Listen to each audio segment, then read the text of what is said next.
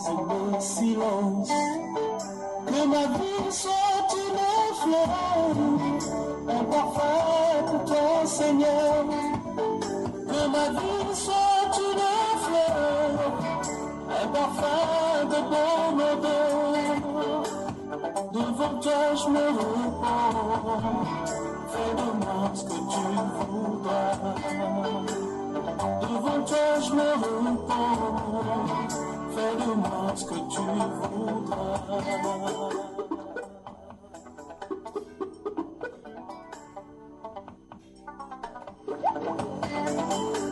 Comme l'argile devant les beautés, donne-moi la femme qui te plaît. Fais toutes choses, je serai confiant.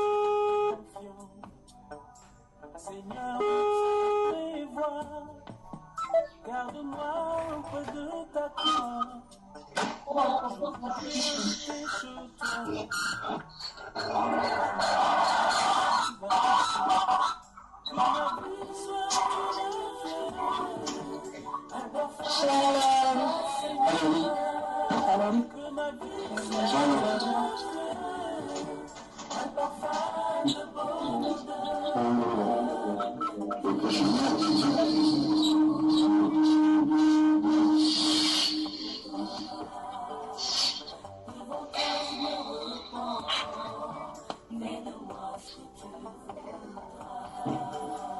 Alors bonjour la France dans la sainteté, bonjour. Bonjour.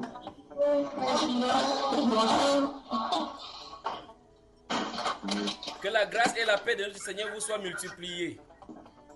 Amen. Amen. De toucher partout pour que je sois en mesure connecté avec Non, vous êtes tellement besoin ici tout de suite. non, ça se comprend. Shalom, shalom. Pour moi, je ne disais pas de page. Shalom, shalom. Je suis connecté.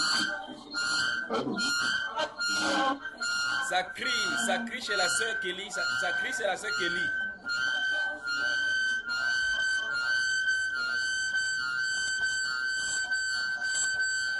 La sœur Kelly, coupe ton micro, ça crie chez toi. Il y a une résonance chez toi.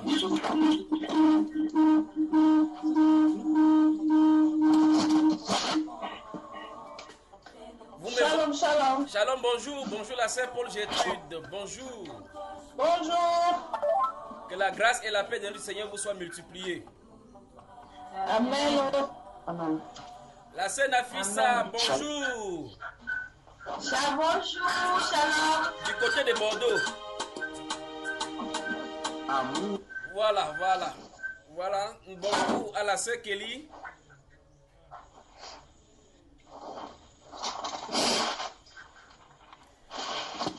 Le frère Stéphane Lénou de Lyon, bonjour. Oui, mais attends, tu es au volant. Est-ce que tu pourras suivre état au volant?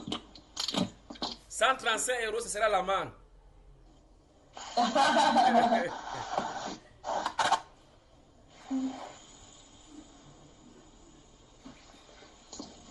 Le frère Guy Richard, bonjour. Shalom, shalom. Mais on ne vous voit pas. Shalom à tous. Vous ne mettez pas les vidéos. La sœur Ophélie, bonjour. Bonjour, mon frère, ça va? Nuage de délices ce matin à côté de France. Mettez les vidéos alors, mettez les vidéos. Vous me voyez, n'est-ce pas? Ou bien ça, ma vidéo tourne encore? On ne te voit même pas. Oh, On ne te voit pas. Ça arrive. Déjà, vous me connaissez quand même de toutes les façons. Ça arrive. La sœur Kelly, bonjour.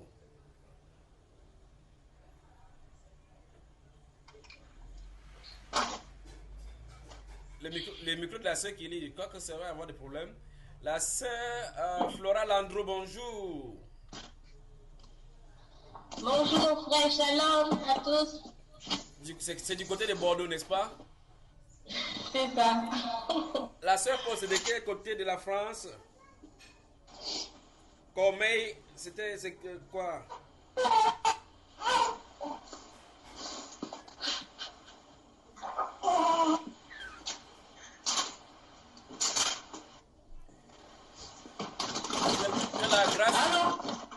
la sœur Paul, de quel côté de la France? Oui, c'est Saint-Martin des Champs en Bretagne. En Bretagne. La sœur Ophélie, c'est à Paris, c'est ça? Non, c'est en Bretagne, c'est à Rennes. Je suis à Rennes, moi. Donc ça veut dire que tu es plus proche de la sœur Paul alors. Exactement. Et on voit que votre image justement sur l'écran est très très proche l'une et l'autre.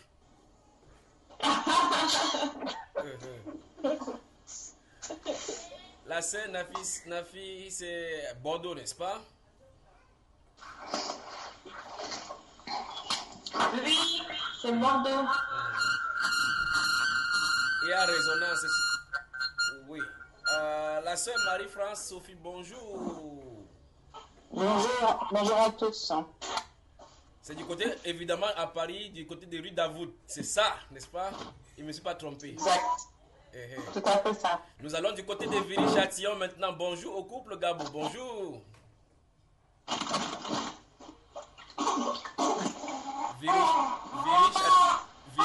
Viry-Châtillon.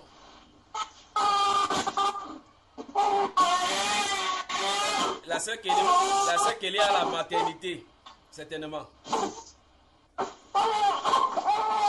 La sœur Kelly, coupe ton micro, il y a du bruit chez toi. C'est désagréable pour les autres. Désagréable. C'est les enfants.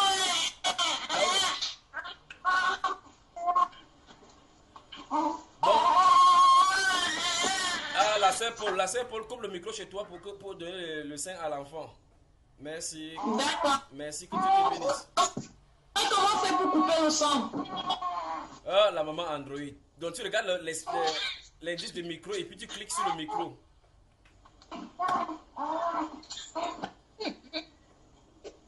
Clique sur le micro.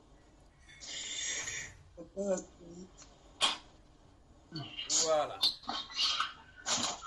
Mon frère Willy Landro, bonjour. Bonjour. Bonjour. Que la grâce et la paix te soient multipliées.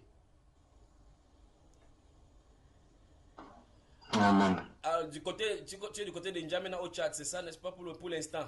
Mais en temps normal, c'est à Bordeaux. C'est ça. J'ose croire que J'ose croire que nos deux connexions du Tchad et du Cameroun ne doivent pas nous décevoir aujourd'hui. Amen. Et comme de façon aléatoire, ta photo est sortie exactement à côté de la photo de ta femme. Ta vidéo et celle de ta femme sont postées côte à côte. Amen. Que le Seigneur vous bénisse, que le Seigneur vous bénisse. Alors ce matin, le frère Christian Gabo et la sœur Julie Gabo, bonjour. Vous n'avez pas parlé. Ok. Si tout le monde est prêt, est-ce qu'on peut aller dans le partage? Mais le frère Stéphane a des lions en train de rouler, mais il nous écoute quand même. Il nous écoute. Quoi qu'il va, quand il sera garé, vous le voyez là, voilà, merci beaucoup, merci. Vous le voyez au volant, mais il ne va pas à l'église comme c'est dimanche. Il n'est pas en train d'aller à l'église. Voilà, que Dieu te bénisse, que Dieu te bénisse. J'espère que vous avez passé de bons moments avec le Seigneur et nous allons en passer encore aujourd'hui. Donc, vous avez convenu, nous avons convenu que avec la France dans la sainteté, pour ce groupe-ci, nous allons travailler chaque dimanche à partir de 9h, n'est-ce pas? Amen. Voilà, et donc là, on va échanger pour être meilleur, pour travailler dans la sainteté au fur et à mesure et avancer avec le Seigneur. Et au besoin, prier les uns pour les autres. Si vous avez des cas difficiles, vous vous soumettez pour qu'on prie, pour qu'on se réunisse, on prie, pour que les choses changent. Nous servons un Dieu vivant. Amen. Donc c'est uniquement la France. Et en plus de cela, vous, de la France, vous devez savoir que vous formez un corps pour le Seigneur. Chacun ne doit pas être chez lui, braqué dans son mur. Non. Les chrétiens ne doivent pas fonctionner comme ça. Vous devez vous connaître. C'est pour cela que si le Seigneur me donne une mission et que je suis quelque part d'autre, vous devez vous fixer le même rendez-vous, vous devez continuer à vous exhorter les uns les autres, comme la Bible déclare dans Hébreu. On va s'exhorter chaque jour. Chaque jour qu'on entend que le jour n'est pas encore arrivé, on va s'exhorter les uns les autres. Amen. Donc malgré que vous soyez distants l'un à l'autre en France, ces moyens nous rapprochent l'une et l'autre. Vous pouvez vous appeler comme ça en conférence, vous voyez, et vous partager dans la simplicité. Amen. Alors, Amen. si vous le voulez bien, on peut prier et on commence maintenant. Chacun, on prend la Bible, on commence. Je suis désolé, ma caméra est en train de tourner là. Je crois qu'à un moment donné, là, quand la connexion sera stable, ça viendra.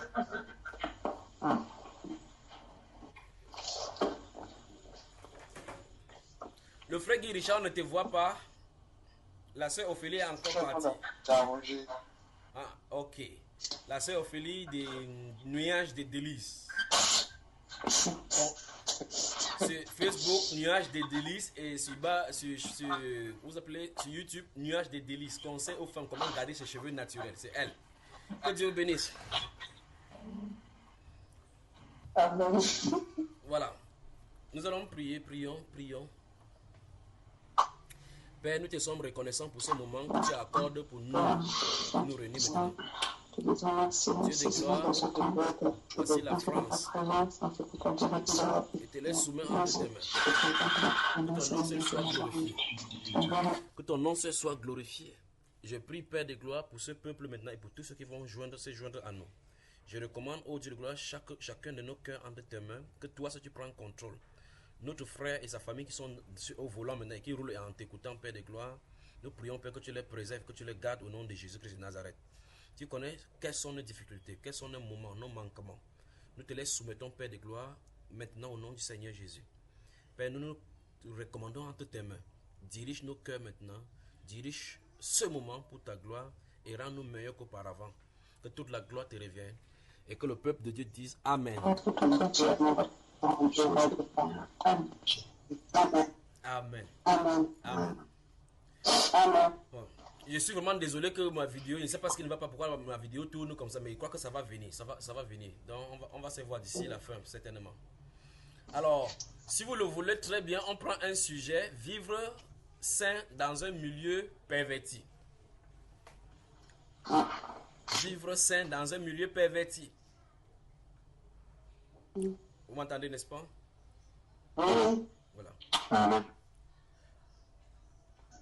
Prenons les lectures, commençons dans le livre de Genèse. Dans le livre de Genèse.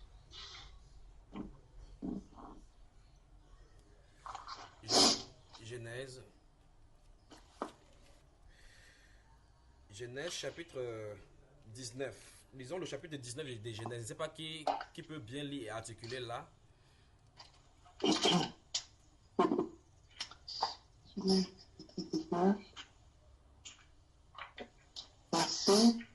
À partir du verset 1. Je lis au nom de Jésus-Christ. Les deux anges arrivèrent à Sodome sur le soir, et Lot était assis à la porte de Sodome. Quand Lot les vit, il se leva pour aller au-devant d'eux, et se prosterna la face contre terre. Puis il dit, « Voici mes seigneurs, entrez, je vous prie, dans la maison de votre serviteur, et passez-y la nuit, lavez-vous les pieds, vous vous lèverez de beau matin, et vous poursuivrez votre route. » Non, répondirent-ils, nous passerons la nuit dans la rue. Mais Lot les pressa tellement qu'ils vinrent chez lui et entrèrent dans la maison. Il ordonna un festin et fit cuire le pain sans levain, et ils mangèrent. Il n'était pas encore couché que les gens de la ville, les gens de Sodome, entourèrent la maison, depuis les enfants jusqu'aux vieillards, toute la population était accourue. Ils appelèrent Lot et lui dirent, où sont les hommes qui sont entrés chez toi cette nuit? Fais-les sortir vers nous pour que nous les connaissions. Lot sortit vers eux à l'entrée de la maison et ferma la porte derrière lui. Et il dit, mes frères, je vous prie, ne faites pas le mal. J'ai deux filles qui n'ont point connu d'homme, je vous les emmène dehors et vous leur ferez ce qu'il vous plaira. Seulement ne faites rien à ces hommes puisqu'ils sont venus à l'ombre de mon toit. Ils dirent, retire-toi. Ils dirent encore, celui-ci est venu comme étranger et il veut faire le juge. Eh bien, nous le ferons pis jusqu'à eux. Et pressant Lot avec violence, ils s'avancèrent pour briser la porte. Les deux hommes étendirent la main, firent entrer Lot vers eux dans la maison et fermèrent la porte. Et ils frappèrent d'aveuglement les gens qui étaient à l'entrée de la maison depuis le plus petit jusqu'au plus grand, de sorte qu'ils se retournèrent, qu'ils donnèrent une peine inutile pour trouver la porte. Les hommes dirent à Lot, « Qui as-tu encore ici? Gendre, fils et filles, et tous ceux qui t'appartiennent dans la ville, fais-les sortir de ce lieu. Car nous allons détruire ce lieu, parce que le cri contre les habitants est grand devant l'Éternel. L'Éternel nous a envoyés pour le détruire. » Lot sortit et parla à ses gendres qui avaient pris ses filles. « Levez-vous, dit-il, sortez de ce lieu, car l'Éternel va détruire la ville. » Mais aux yeux de ses gendres, il parut plaisanter. Dès l'aube du jour, les anges insistèrent après Lot en disant, « Lève-toi, prends ta femme et tes 2 filles qui se trouvent ici, de peur que tu ne périsses dans la ruine de la ville. » Et comme il tardait, les hommes le saisirent par la main, lui, sa femme et ses 2 filles, car l'Éternel voulait l'épargner. Ils l'emmenèrent et le laissèrent hors de la ville. Après les avoir fait sortir, l'un d'eux dit, « Sauve-toi pour ta vie, ne regarde pas derrière toi et ne t'arrête pas dans toute la plaine. Sauve-toi vers la montagne, de peur que tu ne périsses. » Lot leur dit, « Oh non, Seigneur, voici j'ai trouvé grâce à tes yeux et tu as montré la grandeur de ta miséricorde à mon égard, en me conservant la vie. Mais je ne puis me sauver à la montagne avant que le désastre m'atteigne et je périrai. Voici cette ville est assez proche pour que je m'y réfugie et elle est petite. Oh, que je puisse m'y sauver. N'est-elle pas petite et que mon âme vive?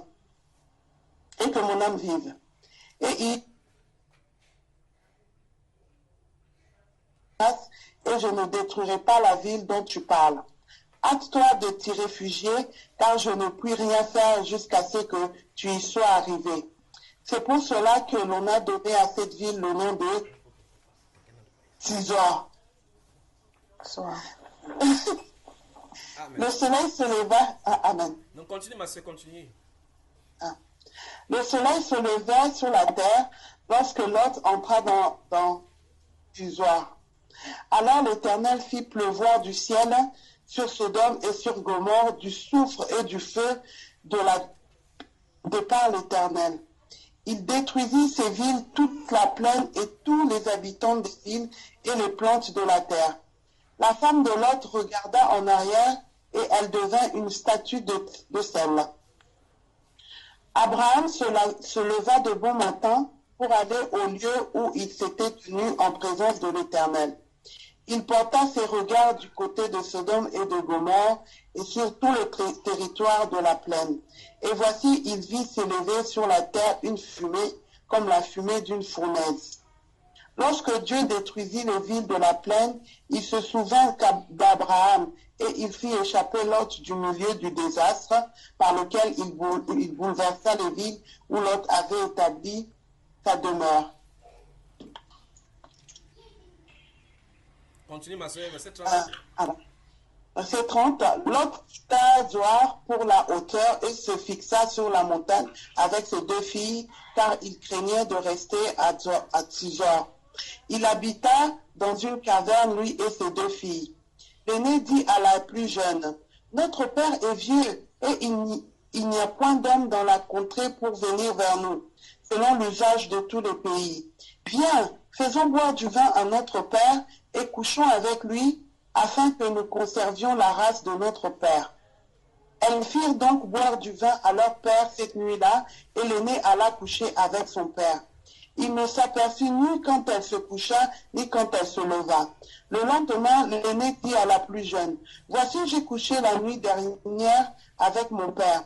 Faisons-lui boire du vin encore cette nuit, et va coucher avec lui, afin que nous conservions la race de notre père. » Elles firent boire du vin à leur père encore cette nuit-là, et la cadette alla coucher avec lui. Il ne s'aperçut ni quand elle se coucha, ni quand elle se leva. Les 2 filles de Lot devinrent enceintes de leur père. L'aînée enfanta un fils qu'elle appela du nom de Moab. C'est le père de Moabite jusqu'à ce jour.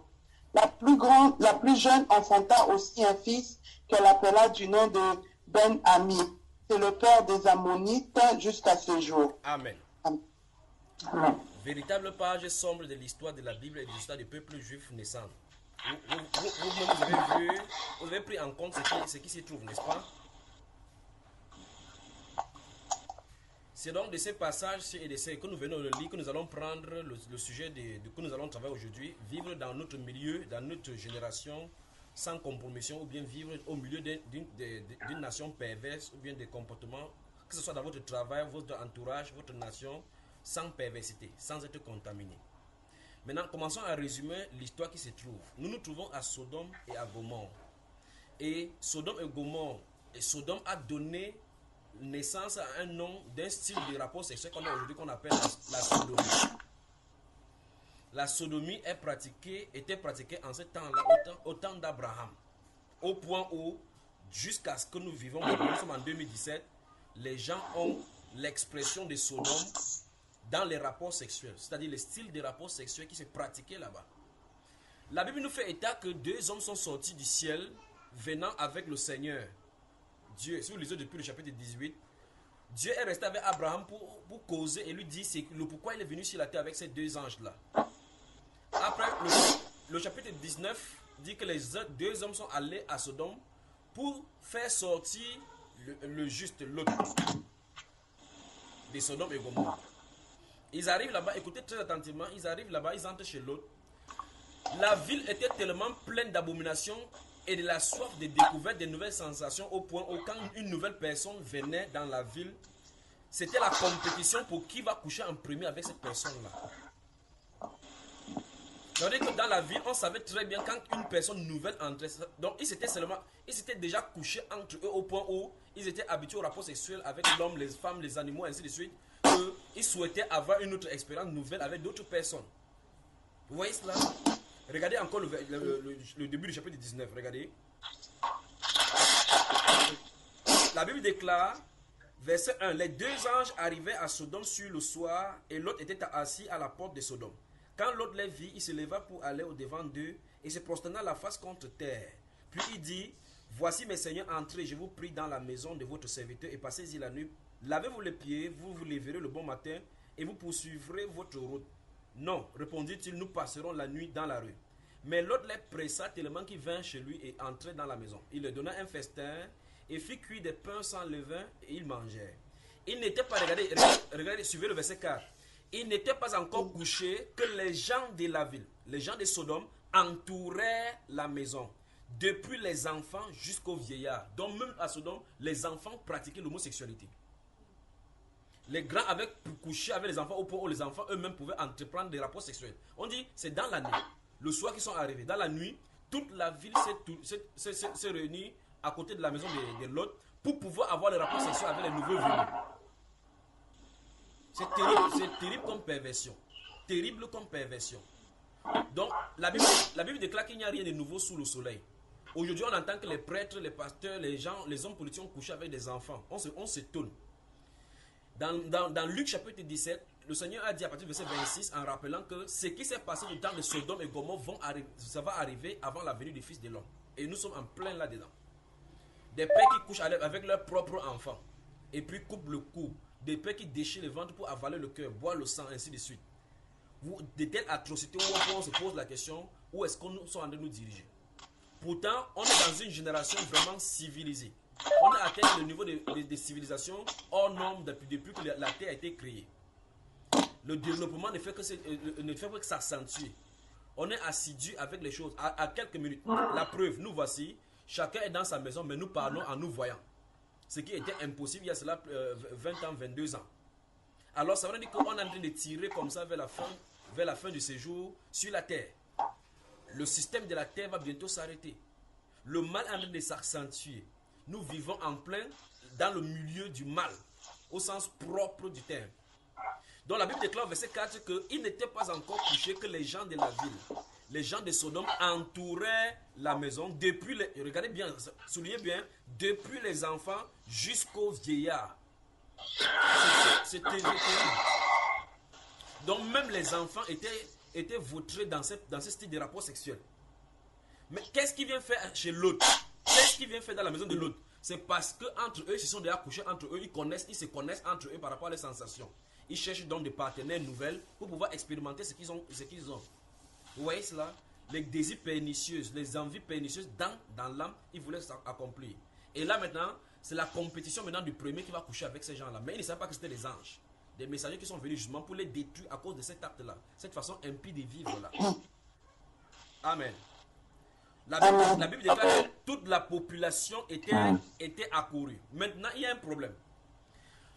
Nous nous trouvons donc dans ce même contexte où l'autre s'est retrouvé dans ce milieu où il y a l'homosexualité, où il y a le lesbianisme, où il y a la pédophilie, la zoophilie et autres. Il s'est retrouvé dans ce même milieu, dans ce pays. Mais la Bible nous révèle là-bas que l'autre ne pratiquait pas ces choses, pas même plus que ses filles, parce que ses filles étaient restées vierges jusqu'à leur âge. Vous voyez cela? On arrive pour leur cas, tout à l'heure, les deux filles là, à la fin du jeu, à partir de verset 30.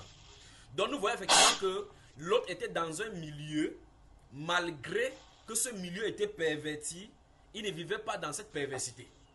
Mais or, il observait, avec le moyen qui lui était donné de cette époque-là, il observait de sa bouche et il entendait les cris et les choses que les gens faisaient. Allons dans le livre de 2 Pierre et découvrons ce qu'on dit de lui là-bas. 2 Pierre.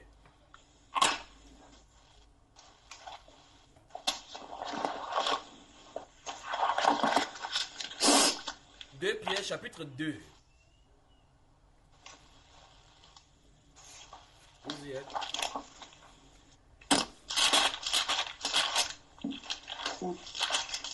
2 Pierre le chapitre 2.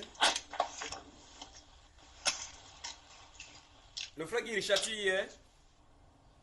Oui. Que Dieu te bénisse. 2 Pierre chapitre 2. 2 Pierre chapitre 2, justement. Lisons à partir de... Oui, lisons à partir de... Oui, 6 et 7, allons-y. Et s'il a délivré le juste Lot, qui souffrait de la conduite infâme de ces abominables, car ce juste qui demeurait parmi eux affligeait chaque jour son âme juste, Oui. à cause de ce qu'il voyait et apprenait de leurs méchantes actions. Amen. Le Seigneur Oui, le Seigneur s'est délivré. sera délivré de l'épreuve ceux qui l'honorent et gardés et punis au jour du jugement. Amen. Dans le Nouveau Testament nous explique que Lot, on l'appelle dans le Nouveau Testament le juste. Donc on dit qu'il était tourmenté journellement. Chaque jour, à cause de son âme à l'intérieur était tourmentée. Ça suppose que dans ce milieu, il voyait que tout était perverti. Il était dérangé à l'intérieur. Son âme juste était tourmentée à cause de ce qu'il voyait et entendait. Vous êtes en Europe, principalement en France. Et l'esprit qui règne sur votre pays, c'est l'esprit de la prostitution, la sexualité. Donc l'esprit exactement qui était à Sodome se trouve chez vous, principalement. C'est l'entité qui règne sur la France. Alors, vous êtes dans ce milieu, comme l'autre. Est-ce que votre âme est tourmentée par ce que vous voyez et entendez dans votre pays? Est-ce que ces choses-là, ou bien vous prenez parti, vous prenez plaisir à entendre cela? Donc, l'autre ne savait pas quoi faire. Il ne pouvait pas arrêter ces choses-là. Dieu ne vous demande pas d'arrêter l'homosexualité. Non, de prêcher en France qu'on arrête l'homosexualité. Ça ne s'arrêtera pas. Parce que si vous prêchez qu'on arrête l'homosexualité, vous êtes en train de vouloir contredire Jésus. Parce que Jésus a dit qu'il faut que ça arrive. Il dit que le moment où il va venir, même l'iniquité va s'accroître. Donc ça va plutôt s'accroître. Donc n'essayez pas de prier que Seigneur enlève et ça ne s'arrêtera pas. La dose sera encore supérieure. Vous voyez? Mais ce matin, je vais parler de notre comportement au milieu d'un endroit perverti. Dans notre génération pervertie. Nos comportements pervertis. Quel est notre comportement vis-à-vis de ces choses-là? Comment nous réagissons? Remarquons très attentivement qu'ils vivaient leur vie tranquillement. Ils faisaient ces rapports sexuels 1 fois, 2 fois, 3 fois, peut-être 2 ans, peut-être 5 ans, peut-être 6 ans, peut-être 10 ans. Dieu semblait ne pas faire cas de cela. Mais il y a un jour qu'il a fixé de lui-même, de sa propre autorité, où il entre en action pour sanctionner les hommes. Et ce jour-là était le jour de Sodome et de Gomorrhe. Ces deux hommes qui sont entrés, ils ne savaient pas justement que ce sont des messagers de jugement. Ils ne savaient pas. C'était le jour de leur jugement. Pour dire que quand vous péchez, vous ne savez pas quel jour Dieu va entrer pour sanctionner. Et l'autre était également tourmenté à l'intérieur, il ne savait pas quel jour pourrait être délivré. C'est seulement le Seigneur. La Bible révèle que c'est seulement le Seigneur qui peut délivrer de l'homosexualité. Comme on a de voir là, c'est lui seul qui peut délivrer des zoophilies, des puissances sexuelles, c'est lui seul. Vous ne pouvez pas vous soustraire. Voilà pourquoi la pornographie est injectée dans les vidéos, dans les écoles, dans vos écoles. Voilà pourquoi. Satan La sœur Ophélie, ça bouge chez toi. Voilà, Satan fait cela pour former vos enfants à la sexualité, une armée sexuelle qui va ébranler la terre. Dans les manières scolaires, le sexe est enseigné. À l'école, en fait, de toute façon, vous avez suivi la loi sur les théories des genres qui sont en train d'être développées dans votre continent. Et ça va prendre toute l'humanité. À partir de 2 ans à la maternelle, l'enfant va commencer à savoir ce que c'est que la masturbation, à toucher ses parties intimes. Vous voyez une génération pervertie là? La question c'est, nous, le sel de la terre, nous, la lumière du monde, quel est notre comportement et notre état d'âme au milieu de cette génération? La Bible déclare que le Seigneur, comme le frère a lu, que le Seigneur sait délivrer les justes et garder les méchants pour être punis au jour du jugement. Le jour de Sodome était décidé, et quand Dieu est descendu, il est allé chez Lot. Donc Dieu connaissait là où il habitait. Les anges ne sont pas allés se renseigner quelque part que, est-ce que vous entendez un monsieur qu'on appelle Lot ici? Donc, quand vous êtes n'importe où vous êtes avec Dieu, il a dit, l'ange du Seigneur campe autour de ceux qui le craignent. Dieu connaît exactement votre maison. Dans Actes des Apôtres, quand l'apôtre Pierre était chez Simon le Corroyeur là-bas, en train de jeûner dans Actes chapitre 10, quand l'ange est venu chez Corneille, il lui a dit exactement là où il doit aller chercher l'apôtre Pierre. Il connaissait où l'apôtre Pierre était logé. Il dit que la maison est en côté de la mer. Envoyez là-bas le chercher, il se trouve là-bas. Donc quand le juste est n'importe où, les yeux du Seigneur sont sur lui, ça ne le quitte pas. Même s'il ne sent pas la chair de poule sur lui, Dieu quand même connaît là où il se trouve. Amen. Amen. Donc quel est notre comportement vis-à-vis des choses mauvaises que nous voyons aujourd'hui, de ces choses que nous entendons aujourd'hui? La Bible déclare que Lot était à ce milieu-là. Il a pu faire grandir ses filles dans la sainteté sans être violé. Comment a-t-il fait? Comment il peut garder ses 2 filles vierges jusqu'à cette heure-là? J'arrive au niveau de ses pensées et de composition.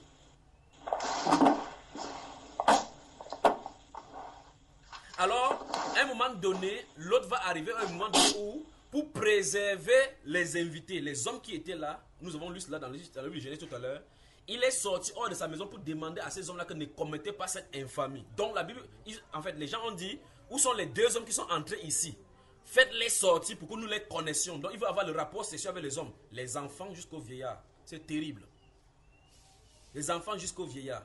Il dit faites-les connaître. Faites-les venir ici pour qu'on les connaisse. Donc il ne demande pas l'avis de l'autre. Il veut faire quoi? Coucher avec les hommes qui sont venus. Il ne savait pas que, parce que les hommes, ils avaient la même forme comme nous, mais ce n'étaient pas des êtres humains normaux.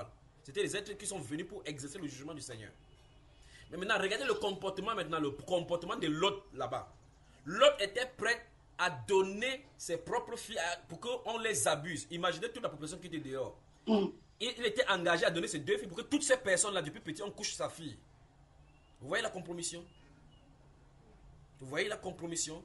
Il dit que j'ai 2 filles vierges qui n'ont point connu d'homme. Je vais vous les faire sortir et vous faites de ce que vous voulez. Ça, ce n'est pas le comportement d'un homme qui tient ferme à Dieu. C'est-à-dire que quelqu'un vient chez vous, il veut coucher avec votre garçon, vous dites non, ne couchez pas avec mon garçon, c'est bon, c'est pas mauvais, c'est pas bon ça c'est une autre sexualité. Couche plutôt avec ma fille. Un parent fera ça pour son enfant. Alors, si c'était nos parents, qui devons nous faire? Et remarquez très attentivement que même dans sa compromission, les gens ont refusé de coucher avec les filles vierges. C'est-à-dire qu'ils ont refusé, ils ne veulent pas les femmes. Ce n'est pas la femme qu'on veut, on veut l'homme. Qu'est-ce qui était dans ces êtres humains-là? Ils ont bousculé l'autre en disant que tu es venu ici comme un étranger au milieu de nous. Vous voyez? Un étranger au milieu de nous. Donc, nous sommes étrangers et voyageurs sur cette terre-ci. Vous voyez?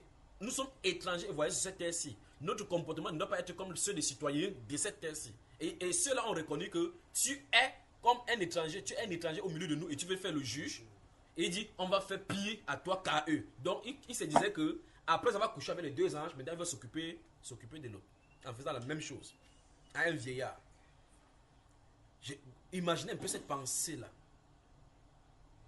La Bible déclare après le jugement, après que le feu soit descendu, à partir du verset 30 que vous avez lu là, la Bible déclare que quand ils sont allés dans la montagne maintenant, c'est là où nous touchons le cas de ces 2 filles qui sont vierges. Parce que la Bible nous rend compte que les 2 filles étaient vierges.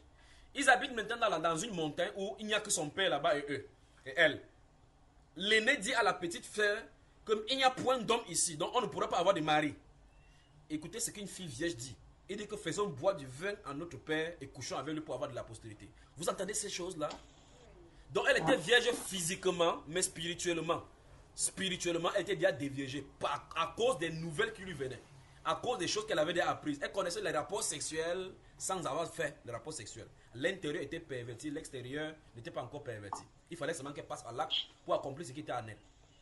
Au point où elle lénire son père. Elle couche avec son père, elle tombe enceinte. Le lendemain, elle dit à sa jeune soeur que maintenant, j'ai couché avec mon père hier, maintenant faisons encore boire de vin pour que tu couches. Elles ont couché. Et les deux filles sont tombées enceintes de leur papa, l'inceste. Ils ont donné la naissance à deux nations, les Moabites et les Ammonites. Et quand vous allez lire du Genèse Deutéronome chapitre 23, je crois que vous allez noter pour lire ça plus tard. Dans Deutéronome chapitre 23, c'est pour ça que Dieu interdit que eux, ses enfants, n'entreront pas dans son assemblée. Parce qu'ils ne sont pas venus conformément à la règle de naissance. Vous voyez? Donc notez Deutéronome chapitre 23 et Jérémie chapitre 47 pour les Moabites. Quand Jérémie a prophétisé sur les Moabites, que son goût lui est resté. Donc voilà donc deux nations qui naissent de l'inceste.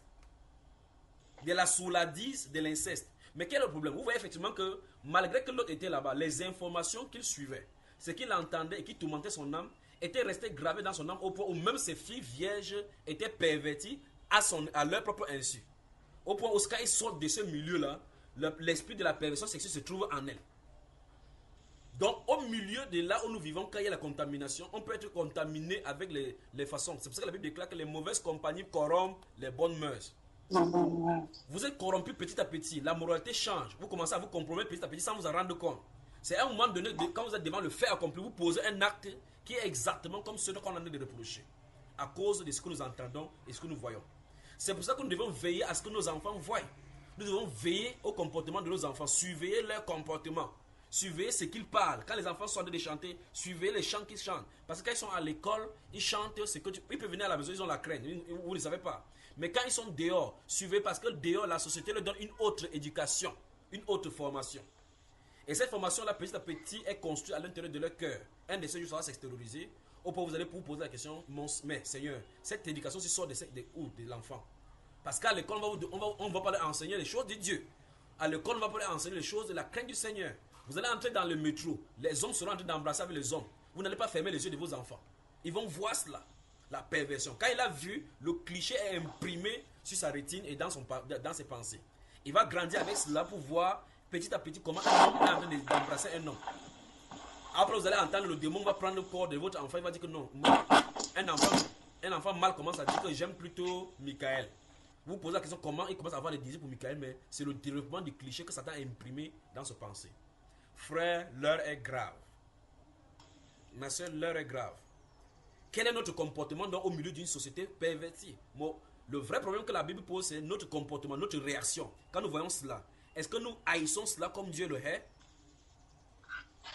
Est-ce que nous sommes prêts à nous laisser être dépouillés, être détruits par quiconque sans avoir transgressé la loi de Dieu? Voilà, l'autre, il était prêt à donner ses filles vierges pour qu'on les abuse. Je me demande bien comment, si toutes ces populations-là couchaient avec ses enfants, comment ils devaient regarder encore ses enfants plus tard? Ou mieux, comment les enfants devaient regarder leur père plus tard? C'est terrible, n'est-ce pas, frère? Vraiment terrible. Amen. Alors, la Bible déclare dans 2 Pierre que son âme juste était tourmentée journellement. Donc, chaque fois que les événements tout autour de nous, les événements sont mauvais, ce que vous entendez est petit parce que le poids de ça, c'est sur votre âme.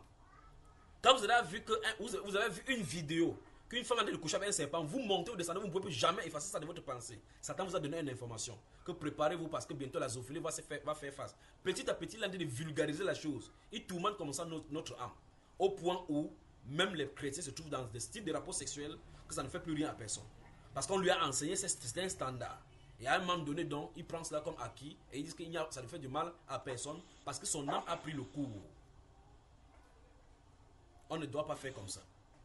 On ne doit pas faire comme ça. On ne doit pas vivre comme ça. On ne doit pas vivre comme ça. Allons dans le livre de 1 Pierre.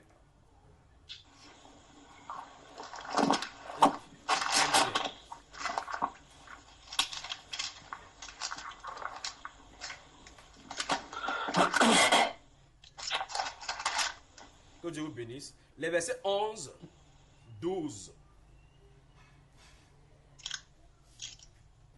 11 et 12 de 1 Pierre chapitre 2, versets 11 et 12, mes frères.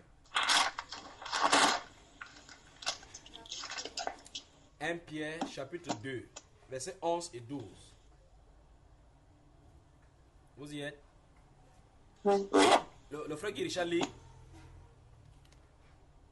Bien-aimés, je vous exhorte comme des étrangers et des voyageurs à vous abstenir des convoitises charnelles qui font la guerre à l'âme, ayant une conduite honnête parmi les gentils, afin qu'au lieu qu'ils ne disent de vous, comme si vous étiez des malfaiteurs, ils glorifient Dieu au jour de la visitation en voyant rompre Dieu. Amen. Vous voyez, voilà l'exhortation qui est donnée aux chrétiens. Il commence par bien-aimé, donc il s'adresse aux chrétiens. Il dit que il nous exhorte comme des voyageurs et des étrangers. Donc on doit se considérer comme des voyageurs. En fait, vous êtes en bonne position. Voilà par exemple, c'est vrai que le frère Willy, il est français, mais là il se trouve en Djamena au Tchad. Donc il est là-bas comme un voyageur. Même s'il le veut pas, c'est un voyageur, c'est un étranger. Donc le comportement qu'il va aller avoir là-bas, ce n'est pas le comportement des Tchadiens. Il ne doit pas se comporter comme Tchadien. Il doit vivre au milieu de terre. C'est quand il doit savoir qu'il est prêt pour le départ à tout moment. Et comme vous autres qui m'écoutez maintenant, vous êtes étrangers dans un pays. Et la Bible déclare qu'on doit se conduire là, dans ce pays-là, comme des étrangers. Vous devez considérer cela comme ça. En fait, le Seigneur a parlé de la terre ici.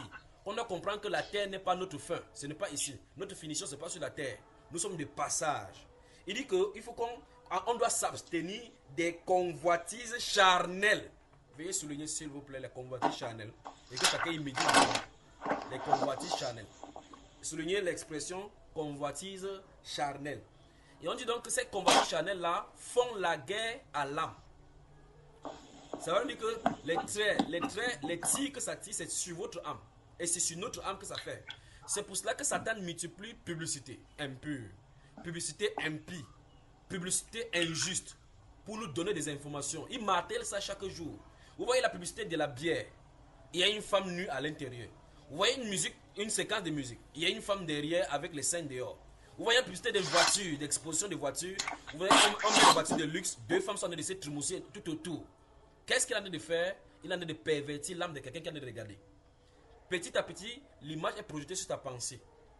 Petit à petit, on fait le défilé du mode pour qu'on commence à nous enseigner comment la femme doit avoir la démarche normale d'une femme, comment la femme doit être taillée. Il faut que ses reins soient comme la guitare. Vous n'êtes pas les guitares, on ne doit pas vous jouer, vous n'êtes pas les musiques. D'accord? Vous êtes des pots de fleurs jolies que Dieu vous a faites. Et vous devez dégager le bon parfum de la sainteté, les femmes. Et la Bible déclare ici là qu'on doit s'abstenir des convoitises charnelles qui font la guerre à l'âme. Donc chaque fois que les choses sont les convoitises du monde, ça fait la guerre à votre âme. Parce qu'en fait, Satan sait que votre âme n'a pas de prix. La Bible déclare que donnerait un homme en échange de son âme. Vous voyez cela, n'est-ce pas? Donc, c'est notre âme qui est en jeu. C'est-à-dire que les informations sont gardées et stockées dans notre âme. Les blessures y sont. Quand vous faites un accident de circulation, vous voyez les blessures sur vous, les cicatrices. La même chose. Ce qui blesse notre âme, ce sont ces convoitises ici. C'est ça à l'intérieur. C'est ça qui faisait la peine à l'autre, au milieu. Notez Ézéchiel chapitre 14. Notez. Je vais citer tout ce qui est écrit. Ézéchiel chapitre 14. Je n'ai pas demandé que vous ouvrez. Notez tout simplement pour que je continue à parler. Alors au chapitre 4 de ce même livre-ci, notez Ézéchiel chapitre 14. Je vais citer tout à l'heure. Ézéchiel chapitre 14. Je vais citer ce qui est écrit. Oh, et si besoin, on va y aller. Nous sommes dans le livre de 1 Pierre au chapitre 2. Alors au chapitre 4 cette fois-ci. Chapitre 4. Chapitre 4 de 1 Pierre, versets 7 à 10.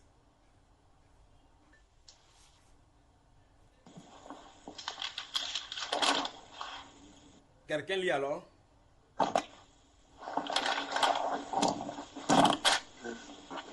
Oui, frère Willy, lis alors.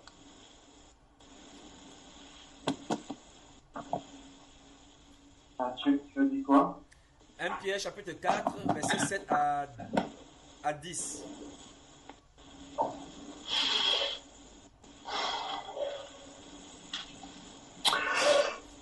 Un Pierre, tu as dit. Oui, c'est ça, 1 Pierre chapitre 4. Verset 7 à 10. Oui. La fin de toute chose est proche. Soyez donc sages et sobres pour vaquer à la prière. Avant tout, ayez les uns pour les autres une ardente charité, car la charité couvre une multitude de péchés. Exercez l'hospitalité les uns envers les autres sans murmure. comme de bons dispensateurs des diverses grâces de Dieu, que chacun de vous mette au service des autres le don qu'il a reçu. Amen. Amen. La Bible dit la fin de toute chose est proche. La fin de toute chose est proche. Qu'est-ce qu'on doit faire donc? Il dit la fin de toute chose est proche. Soyez sobres et sages pour vaquer à la prière. Donc le temps n'est pas à la distraction. Le temps n'est pas à la distraction. Parce que si vous voulez la distraction, Satan a mis tout genre de divertissement en jeu pour nous maintenir dans la distraction afin que le jour du Seigneur vienne nous surprendre. Nous ne sommes pas des gens de dehors que ces jeunes nous surprennent. C'est pour cela que le nom de votre groupe c'est la France dans la sainteté. La France dans la sainteté. La France dans la sainteté. Cette sainteté irréprochable sans laquelle personne ne verra le Seigneur. On doit être saint. Dans ce pays où vous vous trouvez, vivez pas comme les gens de ce pays-là vivent. Vivez sachant que vous êtes des passages et que le Père qui est au ciel, qui a localisé l'autre au temps d'Abraham, s'il y a des moments difficiles, il vous localisera pour vous mettre à l'abri. Parce qu'il ne détruit jamais un peuple, les injustes avec le juste. Il met toujours les justes à l'abri. Il va toujours le faire, le protéger. Alors chapitre 1 cette fois-ci de ce même livre, chapitre 1.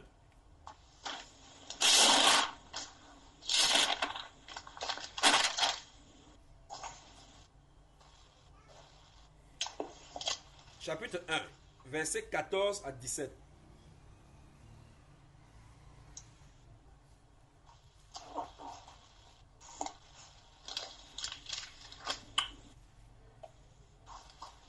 Oui. Et je regarde comme un devoir, aussi longtemps que je suis dans cette tente, de vous tenir en éveil par des avertissements. Le chapitre 1. Car je sais que là, je quitterai. Tu es dans le second épître de Pierre, le chapitre 1 plutôt. Donc 1 Pierre, chapitre 1. Ah, 1 Pierre. Oui. J'entends mal. 1 Pierre.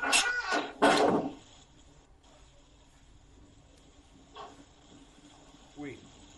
Chapitre 1. C'est là ce qui... Ouais. Chapitre 1, verset 7. Verset 14 à 17. Verset 14. 14 à 17. Comme des enfants aux convoitises que vous aviez autrefois quand vous étiez dans l'ignorance. Puisque celui qui vous a appelé et vous aussi soyez saints dans toute votre conduite, selon qu'il est écrit. Vous serez saints car je suis saint. Et si vous invoquez comme Père celui qui juge selon l'œuvre de chacun, sans acceptation de personne, conduisez-vous avec crainte pendant le temps de votre pèlerinage, sachant que ce n'est pas une chose ou de l'or, que vous avez été rachetés de la vaine manière de vivre que vous aviez hérité de vos pères, Voilà. et par le sang précieux de Christ. Amen.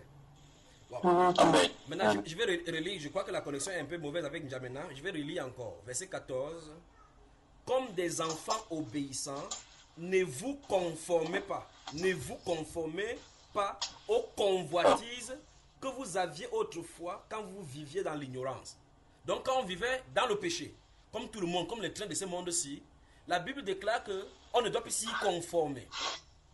Ça veut dire que le temps de l'ignorance c'est révolu. Quand on est dans le Seigneur, il y a l'enseignement de la sainteté. Il y a une séparation avec les principes du monde. Dans Romains 12, il dit, je vous exhorte bien aimés à offrir vos corps comme un sacrifice vivant, saint, agréable à Dieu, ce qui sera de votre part un culte raisonnable.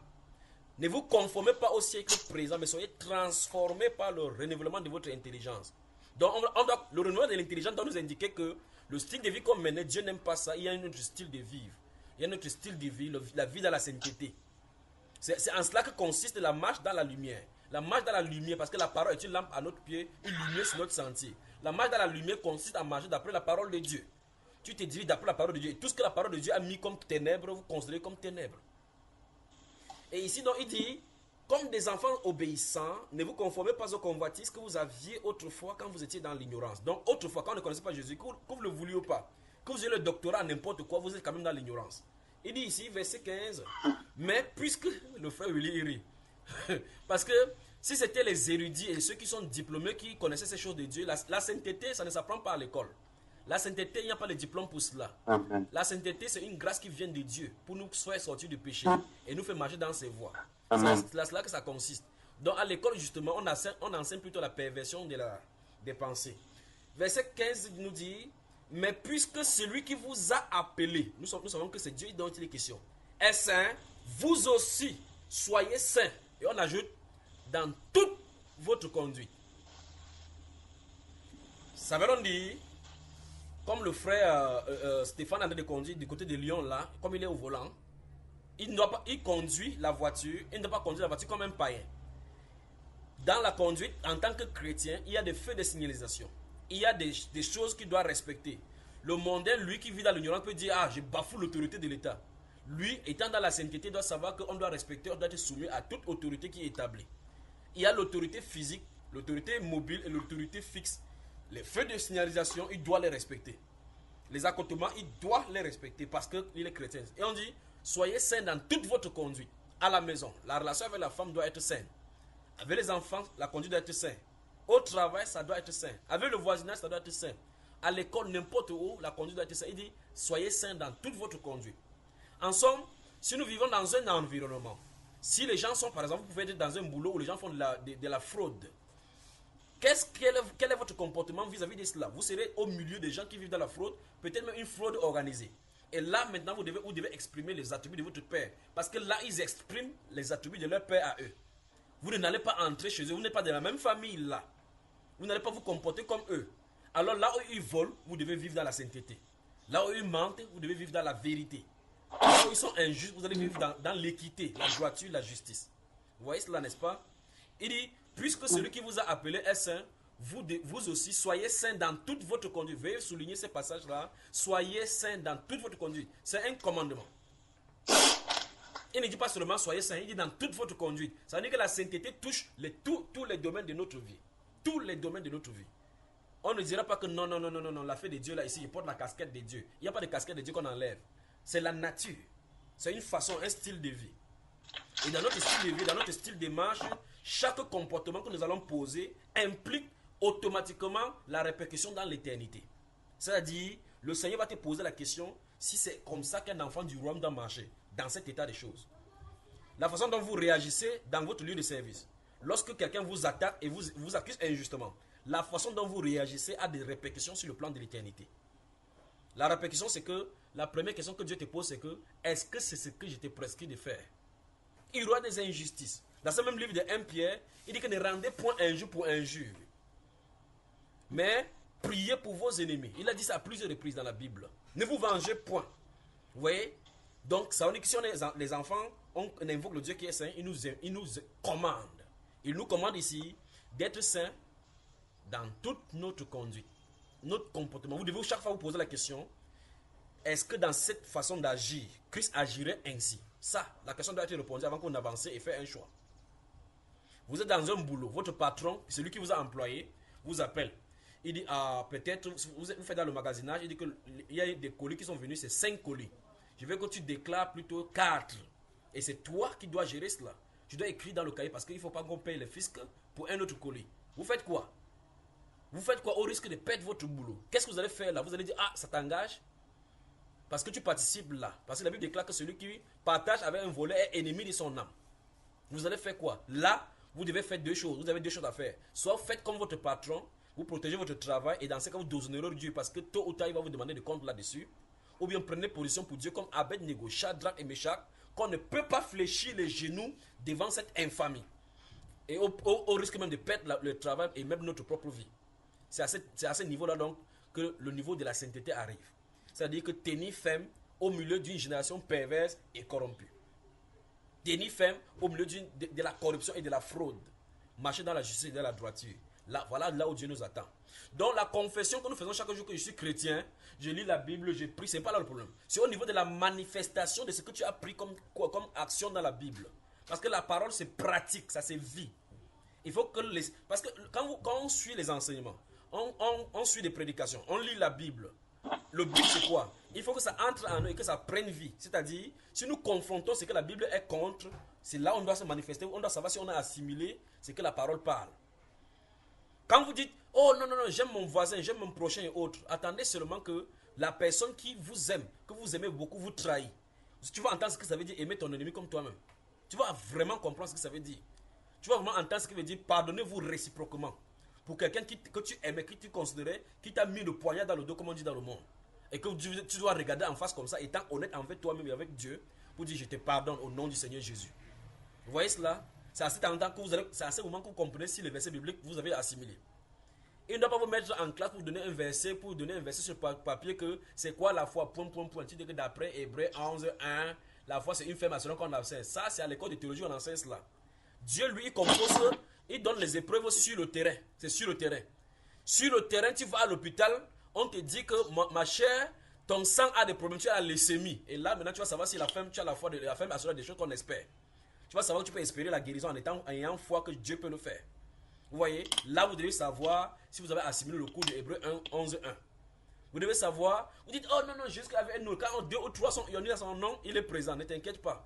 Attends, quand vous serez vraiment Dieu, vous allez commencer à prier. Et puis Satan va venir avec des pensées pour dire, ok, ta maladie que tu as depuis que tu pries, est-ce qu'il y a la réponse? Tu vas savoir si tu peux balancer la foi que tu as la foi que Jésus est présent. Donc Dieu traite avec nos cœurs, traite avec notre âme, afin que nous vivions, nous manifestions sa parole. Et donc les épreuves de la foi se trouvent au milieu de la société. Vous ne pouvez pas, même si vous construisez une société dite chrétienne, à un moment donné, vous allez confirmer que l'État fait sa même mise là-dedans. Les choses du monde vont commencer à faire la même mise là-dedans. En fait, vous ne pouvez pas consommer entre vous. On va toujours côtoyer le monde, vous le voulez ou pas. Le métro, vous allez entrer dans le métro, les mondains seront à l'intérieur. Vous allez prendre des bus, rouler, vous ne pouvez pas construire votre propre route. Pour acheter la voiture, vous allez aller chez eux pour acheter. Vous allez venir un jour peut-être pour acheter une voiture, la femme qui est là-bas, c'est une transsexuelle. Il va te dire que même ton nez est plein, hein, tu vas confirmer maintenant qu'il faut confirmer l'évangile.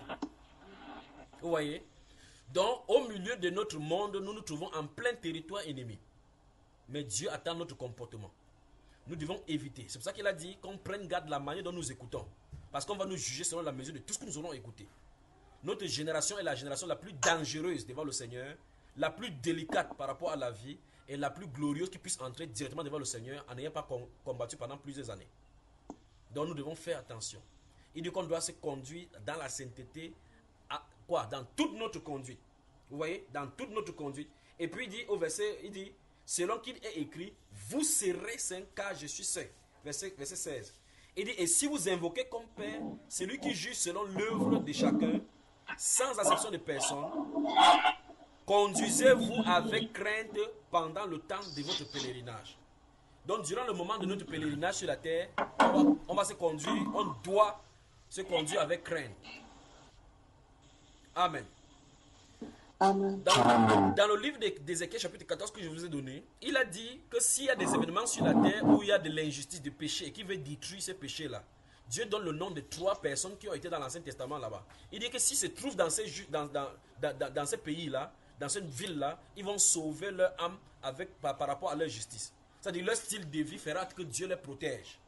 Vous voyez? Dans Ézéchiel chapitre 14. Est-ce que si Dieu vient maintenant pour détruire la France, par rapport à notre style de vie, est-ce qu'il nous mettra à l'abri?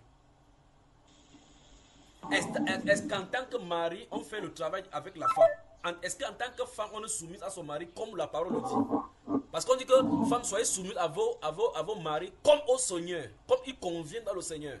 Donc il y a une convenance de soumission dans le Seigneur. Marie, aimez vos femmes comme le Seigneur a aimé l'église. Donc il y a une façon de l'amour que Dieu attend que tu donnes à ta femme. Vous voyez cela? Donc ça sera conforme à la parole.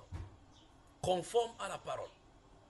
Si les jeunes hommes nous écoutent maintenant, vous voulez composer, peut-être, il y a des épreuves de langue là, peut-être vous voulez faire un passage de langue, ou bien même par rapport à vos permis de conduire qui sont assez chers.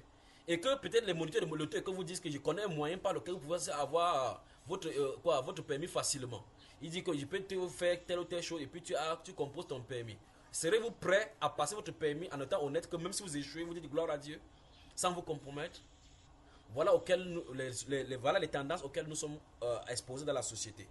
Au milieu d'une génération, on doit prendre position pour Dieu si on est pour Dieu. Au milieu de notre génération, ne pensons pas qu'on va prier, les choses vont changer. Les ténèbres sont en train d'aller grandissantes. Et au fur et à mesure que les ténèbres vont aller grandissantes, la Bible déclare que l'amour du plus grand homme se refroidira. Souvenez-vous de cela. L'amour pour le Seigneur, l'amour pour les choses de Dieu, ça va plutôt décroître. C'est pour ça que vous allez voir effectivement qu'il y a peu de gens qui parlent de la sainteté. Peu de gens qui veulent vivre la sainteté. Ils peuvent encore survoler la sainteté en disant que non, Dieu est saint, soyons saints. Mais dans les détails, ils savent que s'ils entrent dans les détails, ça leur coûtera. Ça leur coûtera des séparations. Ça leur coûtera d'être radical. Et donc, c'est ceux-là qui vont se tourner vers vous pour dire, ne soyez pas radical, ne soyez pas fanatique. Il faut équilibrer. On n'équilibre pas avec le péché. On se sépare du péché. Et ça, c'est du radicalisme. Il faut du fanatisme pour se séparer du péché. Il faut du fanatisme pour en découdre avec ce monde aussi. Il faut du fanatisme pour vivre dans la sainteté à outrance comme Dieu le veut dans toute notre conduite. Que le Seigneur vous bénisse. Amen. La France dans la sainteté. Bonjour à la France.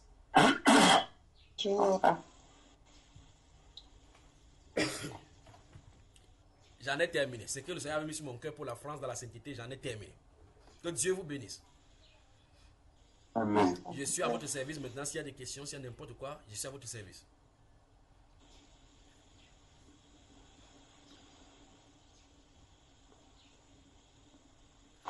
C'est comment personne en France parle. Oui. Frère Junior. Oui, ma soeur, la soeur Paul Gertrude. Oui. Oui, moi par exemple, je travaille dans la restauration. Oui. Et là-bas, la tenue, c'est pantalon et chemise. Oui. Donc, en tant que chrétienne, comment est-ce que je dois me comporter donc? Si tu étais autant de l'autre, si tu étais autant de l'autre que là où il travaillait là-bas, on couchait avec les hommes, qu'est-ce que tu devais poser comme question et répondre avec comme réponse? Je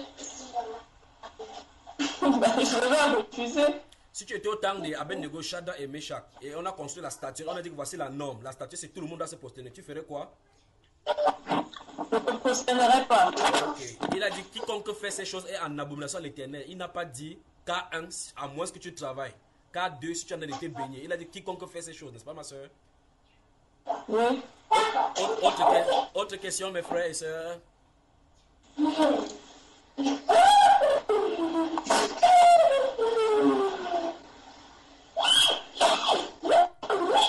Là où les cris parviennent, la personne ferme son micro. Là où il y a les enfants qui crient, fermez le micro pour que ça ne dérange pas les autres. S'il vous plaît. Le frère Christian voulait parler. Le micro n'est pas ouvert, il croit.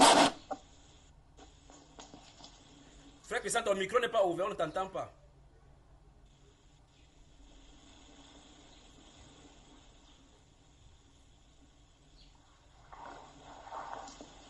Ça, on ne t'entend pas non plus.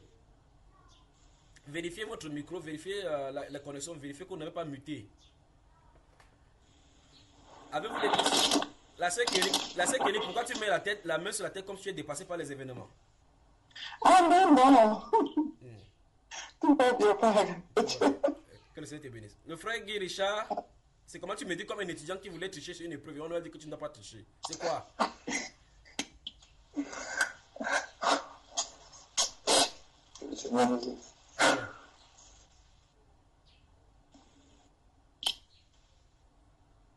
Est-ce que nous sommes prêts à vivre dans la sainteté vraiment en France, de telle enseigne que vous pouvez vous décider que si les gens déshonorent le Seigneur, moi, je serai le seul à honorer le Seigneur. Dans cette France, si Dieu vient, il faut qu'il me trouve vraiment saint. Vous pouvez prendre cette décision-là franchement. C'est-à-dire que si Dieu vient et qu'il doit détruire la France, il doit vous mettre à l'abri parce que vous vivez comme il veut. Est-ce que vous pouvez prendre cet engagement de vivre dans la sainteté? Amen. Cet engagement-là, ça vous coupe des familles, ça vous coupe des amis, ça vous coupe des railleries, ça vous amène des moqueries, ça vous amène des railleries. On se moque de vous que vous datez d'une certaine époque. Mais c'est la voie de l'excellence pour aller vers le ciel. Amen. Frère Junior, Oui, mon frère Willy. moi j'ai une question. Oui, Je ne sais pas où habite exactement tout le monde en France. oui, Maintenant, il y a une chose qui est très simple en France. oui, Si on habite dans des grandes villes, que ce soit la grande ville ou tout le périph', oui, toutes les villes qui collent aux grandes villes, on baigne dans tous ces péchés. oui, Si maintenant on va dans certaines régions, si on va dans certaines campagnes, on diminue le contact de tous ces péchés. J'ai pas dit que on le fuit, j'ai pas dit que la campagne c'est ça, je dis simplement que la vie est complètement différente. oui, Tout ce que chacun d'entre nous peuvent croiser, oui, peuvent vivre, ils vont beaucoup moins connaître et vivre le péché dans des campagnes que dans des grandes villes. Oui. Quand on a le choix, où est-ce qu'on doit vivre? Bonne question. Je laisse la question au panéliste de répondre. Parce que moi, je suis en Godi Bakoko à Douala au Cameroun. Et je suis en brousse. Si je pose la question, je vais être sincère. Oui. Parce que les gens, on ne se connaît pas tous. Oui. Je vais être sincère. Oui. Mesdames et messieurs, moi j'ai une femme qui veut vivre dans une grande ville. Là, voilà, moi je pense le contraire. Là, voilà à côté de lui, là-bas sur l'écran. Donc voilà sa femme, la sœur Flora. Sœur Flora, fais bisous à ton mari là pour qu'on sache que c'est toi. Voilà. Voilà. Donc expose le cas là-bas. Donc son mari dit il veut aller en campagne pour éviter ces péchés là. Mais sa femme aime la ville, elle aime la ville de la ville parce que elle est habituée à Abidjan, elle était habituée à Abidjan avec le bourreau d'Anjaïma. Alors maintenant les frères, voilà le problème qui est posé. Si c'était vous, le péché, c'est vrai qu'en campagne il y en a, mais c'est diminué par rapport à l'ampleur dans la ville. Alors si vous aviez le choix donc entre la ville et que vous avez la possibilité de vivre entre la ville et la campagne, vous choisirez quoi? Alors aidez notre frère.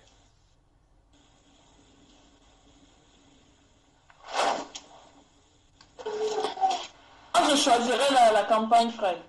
Pourquoi, ma soeur? Donc il faut te justifier. Non, ici chacun doit parler, il n'y a pas de neutralité. Parce qu'on doit aider notre frère. Moi, je suis d'accord avec ma femme. Ok, donc la sœur Nafi, elle est d'accord pour la campagne. Oui, la sœur Paul parle. Oui, moi je disais, je serais d'accord pour la campagne parce que en campagne, il y a moins de tentations que dans des grandes villes. Oui. La sœur Kelly? Oui, je serais pour la campagne aussi. Oui. Parce qu'effectivement, il y a moins de tentations. Oui. Donc on se préserve aussi de tout ça. Oui. En allant là-bas. Ouais. Le frère Guy Richard? Je pense pareil. Je vais opter pour la campagne. À part si le Seigneur veut que tu ailles précisément dans cette grande ville pour une œuvre particulière, mais sinon, oui. Voilà, on dirait qu'il ne faut pas tenter les désirs. Oui. La sœur Ophélie, nuage de délices, tu baignerais dans les nuages? La sœur Ophélie, apparemment son micro est fermé. La sœur Marie-France, qu'est-ce que tu opterais? Mais pour la campagne, bien sûr, parce qu'il y a moins de tentation. Et puis, il faut savoir si c'est là où le Seigneur nous veut. Voilà. Il faut être là où il nous veut. Oui. Le frère Junior. Oui. Oui, moi je disais en fait que la campagne, oui, mais le problème c'est que partout, en fait, il y a le péché. Oui. Ce n'est pas le milieu dans lequel tu es qui va, qui va t'influencer en fait. C'est à toi de pouvoir marcher en fait en nouveauté de vie et en esprit, parce que le péché en fait c'est déjà dans l'esprit en fait, tu vois. Oui. C'est vrai que oui, l'endroit en fait, le lieu dans lequel on vit peut nous influencer, oui. Mais moi je pense quand même, par exemple comme l'exemple que tu as donné par rapport à Lot, oui. Lot vivait justement à Sodome et tout, dans un milieu où il y avait le péché, mais lui il n'était pas comme ça en fait. Oui. Donc moi je veux dire que oui, c'est vrai, si tu as la possibilité de partir en campagne, tu as la possibilité de passer en campagne, mais ce n'est pas à cause de ça principalement fait que tu vas pécher, quoi. Oui. Bon, c'est ce que moi je prends. Ma sœur Ophélie, nous nous trouvons ici dans un cas où tu as effectivement le cas entre il y a la possibilité de vivre en campagne et la possibilité de vivre en ville. Donc tu as ces deux choix. Ce n'est pas que tu dois choisir. Il y en a, tu as la possibilité. Déjà, est-ce que l'influence de péché qu'Abraham avait, est-ce que c'est la même chose que l'autre avait? Non. Voilà. Alors, non, pas du tout. Donc, vous voyez effectivement que si vous prenez un enfant qui est dans une campagne à Bordeaux ou bien quelque part à Toulouse, là-bas au coin, vous voyez effectivement que ce n'est pas comme un Parisien, comme un Marseillais. Nous sommes d'accord, n'est-ce pas, par rapport à leur comportement. Voilà. Le frère William, bonjour et bonne arrivée. Bonjour. Oui, tu es venu, depuis tu nous écoutes la personne, de toute façon on ne te voit pas, je crois qu'après on va faire des présentations là pour qu'on se connaisse les uns les autres, après l'enseignement. Donc qu'est-ce que tu dirais dans le cas de Willy? Dans ce cas, je rejoindrai l'avis de la sœur qui a parlé tout à l'heure et qui disait que de toute façon le péché est partout, nous sommes tentés partout où nous sommes. Oui. Et donc, c'est vrai, n'est-ce pas, nous avons comme recommandation de fuir le péché. Oui. Donc, le point ne serait pas ne serait pas, n'est-ce pas, de se déplacer parce qu'on fuirait, puisque justement nous sommes vainqueurs par, n'est-ce pas, nous sommes vainqueurs par qui habite en nous. Oui. Mais le point serait de chercher, pas de chercher, mais oui, le point serait de chercher, n'est-ce pas, l'endroit, de chercher un peu... la volonté de Dieu. Oui, exactement, la volonté de Dieu, donc de rechercher la paix, oui. En fait. Oui. La paix où nous pouvons vraiment vivre notre relation avec Dieu. Oui. Et bien sûr vivre dans le monde. Oui, mais et toi particulièrement, s'il était donné un choix que tu vives en campagne, tu as ces choix-là, entre la campagne et la ville, tu préférerais quoi? Bon, personnellement, j'ai eu tendance à rechercher des endroits paisibles, donc je choisirais la campagne. Ok. Le couple Gabo de Viry-Châtillon, c'est à vous la parole. Est-ce que votre micro est arrangé maintenant? Ce n'est pas arrangé, ce n'est pas arrangé. On est désolé, on ne t'entend pas, on ne vous entend pas. Bon, le frère Willy, on te retourne la parole. Tu as suivi les avis des uns et des autres. Quelle est la synthèse que tu en fais? Moi, ce que je veux que certaines personnes comprennent là. Oui.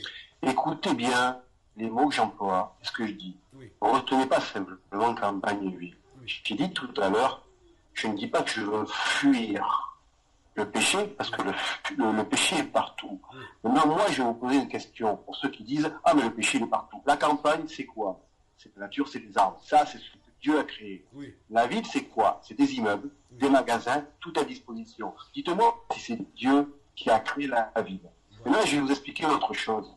Si moi je parle comme ça, c'est que je connais les deux. Je connais les deux dans le sens, j'ai vécu à la campagne, j'ai grandi à la campagne, et depuis quelque temps, je vis en ville. Oui. Ça, c'est une première chose. Oui. Deuxième chose, les enfants, ils ont été choqués quand ils sont arrivés dans les écoles de Bordeaux. Parce qu'ils n'ont pas connu, ils n'ont pas vécu ça. Quand je dis ça, c'est quoi? C'est simplement, est-ce qu'on va en ville? Bien, il y a le péché tout. Nous, on est adultes, on est capable, mais attention, pas tous, hein, on est capable de s'armer et de faire ce qu'il faut pour ne pas être dans le péché. Oui. Très bien. Est-ce que nos enfants ont cette faculté? Non. Non. Parce que l'enfant, lui, il se calme sur ce qu'il voit, aussi bien chez ses parents, aussi bien ce qu'il voit autour de lui, etc. Là où j'habite, il y a l'esprit de voleur. Nous, on s'est fait voler. Tous mes enfants, ils n'ont plus de vélo. Leurs vélos, ils se sont fait voler. Je vous explique même pas le langage. Je vous explique même pas le comportement, etc., etc. Donc, moi, j'ai ma fermeté, j'ai ma décision. Moi, je suis convaincu que la ville, c'est fait pour Satan. Ce qui intéresse Satan, c'est de réunir tout le monde dans un endroit et de les diriger. Quand vous êtes à la campagne, il y a plusieurs avantages. La première chose, c'est que vous êtes en contact de la nature. La nature, c'est quoi? C'est Dieu. Deuxièmement, je vais vous poser une question à tous. Vous élevez vos enfants en ville. Qu'est-ce qu'ils vont connaître? Ils vont connaître quoi? J'habite là, j'ai tout à disposition, des magasins, etc. Si jamais Dieu retourne la terre, et qu'il n'y a plus rien dans les magasins, est-ce que vos enfants seront capables de se débrouiller par eux-mêmes, de planter des tomates, d'élever un poulet et de le tuer? Ça, c'est la campagne. Voilà. Moi, je suis profondément convaincu que si nos enfants, on ne les a pas dirigés dans cette vie-là, il y a ce risque-là pour eux. Après, on peut me dire, ah ouais, non, mais si jamais la terre se retourne, Dieu va nous enlever. Vous en êtes convaincu? Vous en êtes convaincu que Dieu va vous enlever? Vous pensez que là, tout ce qu'on est là, le groupe qu'on est actuellement, vous pensez qu'on va être tous à nouveau au paradis? Moi, je ne suis pas convaincu. Oui. Alors, on peut me dire ce qu'on veut, on peut me dire, oui, mais si tu commences à être défaitiste, je ne suis pas défaitiste, je suis réaliste.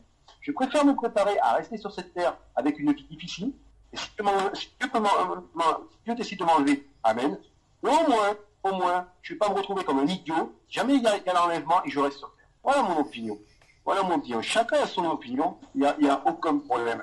Moi, ce qui me rend fou, c'est que, d'une certaine manière, et ça, je le vois au niveau des églises, tout le monde est convaincu que, ça y est, le dimanche, je prie, je lis un peu la Bible, c'est bon, je suis dans les rails. Et c'est tellement compliqué de respecter les lois de Dieu. surtout avec la vie que Satan nous met autour de nous, que moi, je ne suis pas convaincu d'aller au paradis. Et je n'en suis pas fier. Simplement, je n'en suis pas convaincu. Donc moi, maintenant, j'entends tout ce que vous dites. Moi, je reste sur mes idées. Moi, mes idées, c'est pas je vais à la campagne pour fuir l'ennemi. Je vais à la campagne pour mettre dans les meilleures dispositions les enfants, pouvoir les guider, pouvoir les mener vers la meilleure éducation. L'éducation, je suis désolé, hein, c'est pas la ville. Hein. La ville, c'est quoi dans l'esprit d'un enfant? Il faut que j'ai des nouvelles chaussures, il faut que j'ai des nouveaux vêtements, il faut que je fasse comme le copain, c'est-à-dire faire l'orphelin, mal parler, etc., etc. C'est ça, en fait. C'est la vie du monde. La ville, c'est la vie du monde. Je rappelle que quand on parle de Dieu, quand on parle de la parole de Dieu, quand on parle de l'ennemi, quand on dit « ah, le monde », inverser les deux syllabes. Monde, ça fait des mots. Ce mot, il n'est pas béni. Et c'est la vie du monde qui a envie. Moi, j'ai la chance avec le métier d'aller dans plein d'endroits, que ce soit en France ou à l'étranger. Je le vois, je constate les différentes attitudes. Donc voilà, moi, comment vous dire, quand je parle de ça, ça me rend nerveux, parce que je suis tellement convaincu au fond de moi que c'est mauvais, que ça commence à m'énerver. Voilà. Donc, le frère Landreau est un peu plus clair. Et je suis de son avis que vous le vouliez ou pas, avec l'air que vous vivez dans votre développement à outrance dans votre pays, un enfant qui grandira en campagne ne sera jamais affecté même négativement, même par rapport au comportement, comme celui qui est en ville. Il n'y a qu'à voir comment les enfants de la ville répondent à leurs parents, ou même vis-à-vis de leurs semblables. Le comportement. Regarde le comportement des gens. Donc, ça veut dire que pour les uns et les autres, que vous avez la possibilité de vivre en campagne, si vous avez la possibilité, c'est déjà une grâce que d'avoir cette possibilité, parce que plusieurs n'en ont même pas. Pourquoi ne pas en profiter? Parce que de tôt ou tard, les parents vont rendre compte par rapport à l'éducation de leurs enfants. Frère Christian, ton micro est enfin ouvert. C'est ouvert? Tu m'entends? 5 sur 5, nous t'entendons. Ah, je t'avais encore. Oui, moi, je suis du même avis que le frère. Hein. Ouais. Mais bon, ah, tu m'entends? 5 sur 5, tu es sur la ligne. Oui, je disais que moi, je suis du même avis que le frère. Donc, s'il y a la possibilité de vivre en campagne, moi, j'ai souvent eu des idées de rentrer vivre dans mon village au Cameroun. Oui. Donc, j'ai souvent eu ces idées-là parce que... Viens me trouver ici. Il y a encore des esclaves. Franchement, s'il y a cette possibilité, je ne l'hésiterai pas. Et on a souvent parlé avec madame. Oui. Parce que le monde dans lequel on vit, reconnaissons quand même qu'il y a tellement de tentations. Même les affiches, quand on sort dans la rue, c'est terrible. Oui. Il y a même des affiches qui peuvent posséder les gens. Absolument. Voilà, tellement c'est partout. C'est partout sur les écrans. Quand vous entrez dans un centre commercial, je n'en parle même pas. Donc c'est vraiment le monde dans lequel on vit. Si on veut véritablement se sentir et marcher selon la convenance que le Seigneur demande, franchement, ce serait bien quand même de se retirer s'il y a possibilité. Oui. C'est un avantage pour nous. Oui. Ça nous facilite la tâche. Ça nous facilitera la tâche, ça c'est clair. Donc, moi, je suis du même avis que le frère. S'il y a cette possibilité-là, il ne faut pas hésiter. Amen. Amen. Alors, Madame Arnaud. J'avais une question, frère. Oui. En vivant dans cette situation-là, que quand les deux êtres-là sont venus chez lui, la pression qu'on lui a mis là, est-ce qu'ils n'avaient pas mis cette pression à l'autre dès le départ? C'est bon. Parce que c'est un peu troublant dans le sens où je me dis, mais comment les deux gens là sont venus mettre la pression au point où l'autre veut donner ses deux filles? Ça veut dire que je me suis dit que même à l'autre, peut-être ils avaient fait ça. Non, mais non. on dit que l'autre est juste. Ouais, absolument. Ça veut dire que Dieu l'avait préservé au point où c'est comme si Dieu les avait aveuglés au point où ils ont couché avec les gens sans coucher avec l'autre, parce que l'homme n'a jamais participé. On ne peut pas dire qu'il a fait participer à ça parce que la Bible l'appelle juste. Sinon, la Bible n'appellerait pas comme ça. Donc c'est vraiment pour remarquer à quel point le Seigneur, la vie de la piété est tellement une arme puissante que l'homme a pu vivre dans cette vie sans toutefois être contaminé par ce comportement-là. Donc c'est vraiment la puissance de Dieu. Absolument. Absolument. Et de manière tellement effacée que, mais quand on parle de l'autre, on dit, mais les deux étrangers viennent dans la maison et ils ont encerclé la maison des plus petits aux plus vieux pour mettre la pression, pour forcément laver ces deux personnes. On a tendance à croire qu'ils il décide à partir aussi avec l'autre. Non. Tu vois un peu? Sinon, la Bible, puisque la Bible déclare que ce comportement-là, puisque la Bible déclare que ce comportement-là le hantait jour et nuit. Sinon, on n'aurait pas dit comme ça.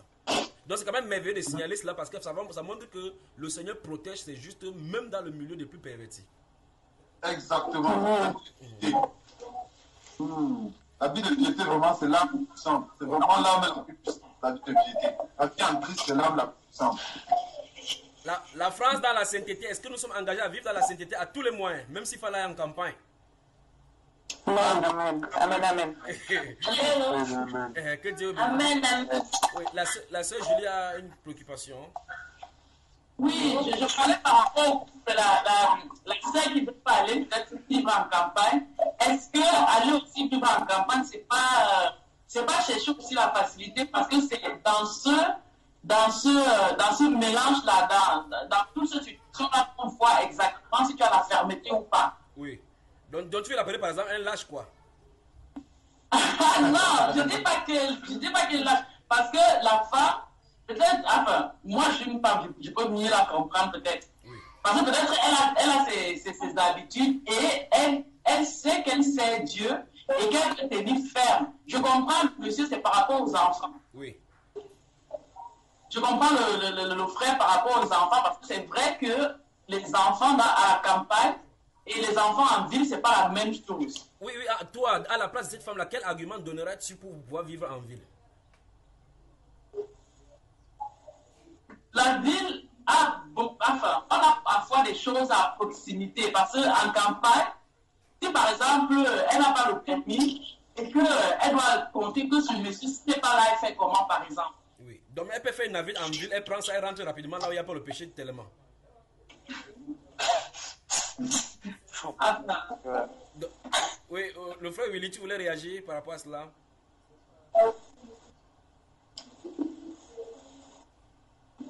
Je crois qu'on a allô du côté de N'Djamena. Est-ce que c'est bon? La connexion est rétablie?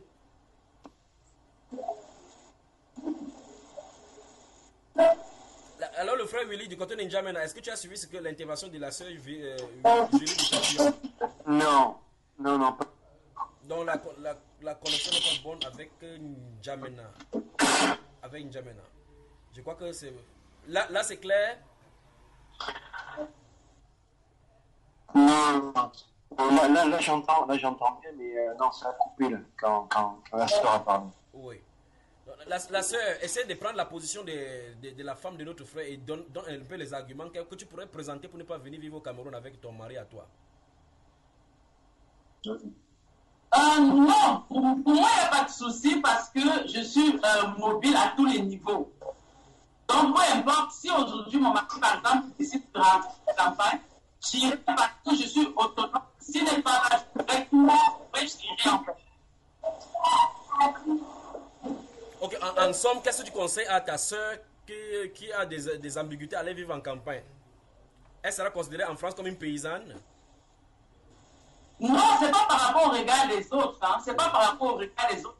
C'est sûr, quand la sœur discute avec son mari, elle donne ses arguments. Parce que le frère a donné ses arguments à lui. Mais est-ce qu'il n'a pas donné les arguments de la sœur? Pourquoi elle veut rester? On n'a pas entendu la sœur dire pourquoi elle veut rester en ville. La sœur a déjà dit que son âme, qu'elle ne se sent pas bien à l'aise. Donc, son argument, c'est qu'elle n'est pas à l'aise en campagne. Elle n'est pas à l'aise. Voilà l'argument phare. Est-ce que ça tient? Maintenant, c'est au monsieur d'essayer de convaincre sa femme parce que si elle aussi, elle va vivre là où elle n'aime pas et qu'elle est mal en point, c'est pas bien possible. Donc, c'est à lui aussi de faire peut-être des navettes pour essayer de montrer les bons côtés de la campagne à sa femme, pour essayer de la convaincre parce qu'il faut qu'elle soit aussi épanouie là où elle est aussi, c'est sa chrétienté aussi, non? Peut-être désormais, en lui parlant, il faut plus qu'il utilise le mot campagne alors, pour désigner le même lieu. Voilà. Parce que quand elle attend campagne, elle sait les campagnes de l'Afrique. Donc... C'est Yopougon. La campagne existe toujours comme en ville. On a presque tout. Mais c'est au monsieur maintenant d'essayer de... S'il a déjà une maison là-bas, d'aller s'il prend le temps avec sa femme, peut-être s'habituer au lieu en fait. Oui. Peut-être après, il peut voir les avantages. Oui. Non, mais ceci dit aussi, il y a les campagnes ici là qui sont pires que certaines villes au pays. Hein. Ça dépend aussi. Il y a les campagnes, laisse tomber. Hein. Il y a des campagnes qui sont moins beaux que mon village. Donc, en fait, la conclusion, c'est que le frère Willy doit encore parler, encore plus en profondeur avec son épouse en mettant cela en prière pour que Dieu le conduise, n'est-ce pas? Exactement. Exactement. Parce qu'il faut qu'elle soit épanouie aussi. Oui. Et que toute la famille soit épanouie. Exactement. Alors, justement, oui. Demander si les enfants sont heureux d'être en ville. Alors, bonne question. Est-ce que pour le moment, les enfants sont heureux, aimeraient être en ville? Il faut demander à ma femme si les enfants sont heureux d'être en ville. Madame, monsieur t'a posé la question.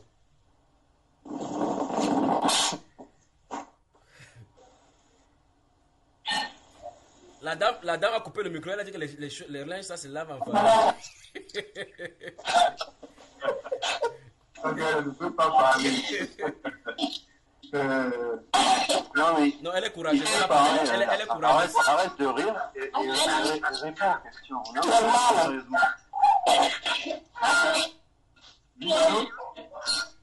Ça crie chez la sœur Nafi. En fait, les enfants, on en a fait. Il y en a qui sont contents d'être en ville. Et les plus petits, parce que là, c'est dans un appartement, ils sont contents parce qu'il n'y a pas, je sais comment on appelle, d'espace, il n'y a pas de jardin pour jouer. Donc ça perturbe 2 enfants. Mais les autres, ça va. Non. Pas vivre en campagne parce que depuis que je suis sur 5 enfants, tu es en train de dire qu'il y en a 3 qui sont heureux d'être là où ils sont? Mais chérie, c'est ce qu'ils me disent. Ah d'accord, ok, il n'y a pas de problème. Ok, on passe à d'autres conversations. Donc, ça veut dire qu'en fin de compte, il vous faut encore la conversation d'abord entre vous deux, puis en famille entièrement. Et vous pesez le pour et le contre et les conséquences futuristes de cela. Pourquoi tu t'énerves? Pourquoi je m'énerve? Laisse tomber. C'est pas le moment. Donc, on a nos enfants qui se sont fait voler les vélos il y a 1 semaine. Là, tu es en train de dire que c'est génial là où on habite.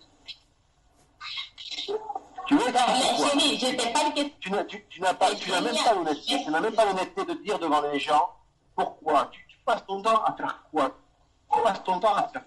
À part à traîner avec tes copines, tu passes ton temps à faire quoi? Tu peux me dire. Là, vous me faites rire. Le dimanche matin, tout le monde se réunit, tout le monde est à fond en Dieu. Maintenant, pose-toi la question, est-ce que la vie que tu mènes au quotidien, elle est selon ce que Dieu veut? Est-ce que Dieu veut que tu passes ton temps avec des copines? Est-ce que Dieu veut que tu vives là où tu vis parce qu'il y a un supermarché à côté? Pose-toi la question. C'est pas quand nos enfants auront 18 ans qu'il va falloir se poser la question. Absolument. Il faut poser la question maintenant, madame. Non, mais c'est ça qui me fait rire. Parce que moi, ce que je vois là, c'est que demain, je vais partir en enfer parce que en tant que chef de famille, je n'ai pas pris les bonnes décisions. Voilà. Parce que en tant que chef de famille, je n'ai pas dirigé mon enfant vers... Ça n'a rien à voir. Tu plaisantes ou quoi? L'éducation de l'enfant, c'est la manière dont on l'éduque, mais c'est où on l'élève. Et ça, c'est de la maturité dans ça. Il ne faut pas devenir parent et attendre que l'enfant ait 18 ans pour te demander si on est dans la bonne conduite. C'est tout. Je suis désolé. On est venu au vide, c'est pas parce que je ne vais pas rester à la campagne. En fait, depuis longtemps, on a toujours été à la campagne. Et cette fois-ci, moi, j'ai décidé de ne plus rester à la campagne parce que c'est très difficile pour moi. Mon mari étant militaire, il est tout le temps parti. Et moi, je me retrouve tout seul avec les enfants. Tout seul avec les enfants, tu n'as personne. Souvent, je me trouve malade, je ne peux plus marcher. Il faut courir pour appeler ceci, cela. Souvent, je faisais venir ma petite sœur depuis en Côte d'Ivoire parce que j'ai personne avec moi. C'est pour ça que j'ai voulu m'avancer en ville. Au moins, je sais que... Ok. Ma soeur, là ça c'est bien positionné. Ça suppose donc que si tu es en campagne avec quelqu'un à côté de toi et que ton mari même voyage pour ses missions, ça ne dérangerait pas parce qu'en réalité, tu dis... parce que ça ne me dérange pas. J'aime même dire à mon mari, s'il veut que je reste à la campagne, il arrête ses missions. Parce que moi, tout seul avec 5 enfants, c'est vraiment difficile. Et qu'ils sont petits, c'est pas des enfants qui sont grands, c'est de 3 à la grande qui a 14 ans, qui Ok, donc... Non, mais moi, ce qui me fait rire, c'est que ma femme est en train de dire aux gens qu'on habite à la campagne. Oui. Donc ça veut dire qu'une ville avec 40 000 habitants, c'est la campagne? Non mais il faut arrêter, Oui. Une ville comme Mont-de-Marsan où il y a au moins 40 000 habitants, c'est la campagne? Ah, pardon. le frère Willy. Donc, Mais c'est difficile en Europe ici. oui, la sœur parle. La connexion n'est pas bonne. Vous m'entendez? Oui. C'est pas établi avec Bordeaux. La connexion, est-ce que la sœur Flora est là? Son image est figée là. Je ne sais pas si c'est la même chose que vous voyez sur votre écran. Oui, c'est figé. Oui. Donc la connexion va se rétablir bientôt. Donc en clair, avant que ton époux, ça va se rétablir. Voilà, ça reconnecte. Alors la sœur, la connexion est un peu dérangée chez toi. Donc en clair, petit à petit, on commence à comprendre que c'est parce que les conditions de la campagne n'étaient pas réunies pour toi. Donc si les conditions sont réunies, tu acceptes volontiers aller en campagne, d'après ce que nous sommes en train d'entendre là maintenant. C'est ça, n'est-ce pas? Allô? Voilà. Alors, ça veut dire que c'est monsieur, ça veut dire qu'en fin de compte, la décision revient au monsieur parce que tu lui as donné les conditions pour aller en campagne.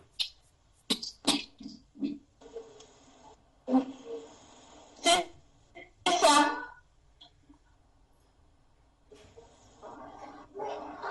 Le frère Willy, la balle est dans ton camp donc par rapport à la campagne, par rapport à la décision pour aller en campagne. La femme dit, elle ne peut pas supporter les 5 enfants seuls en campagne parce qu'il n'y a personne avec qui courir avec les enfants. Donc tu cesses avec tes missions aussi. Parce que pour le moment, tu es au Tchad là, elle est à Bordeaux.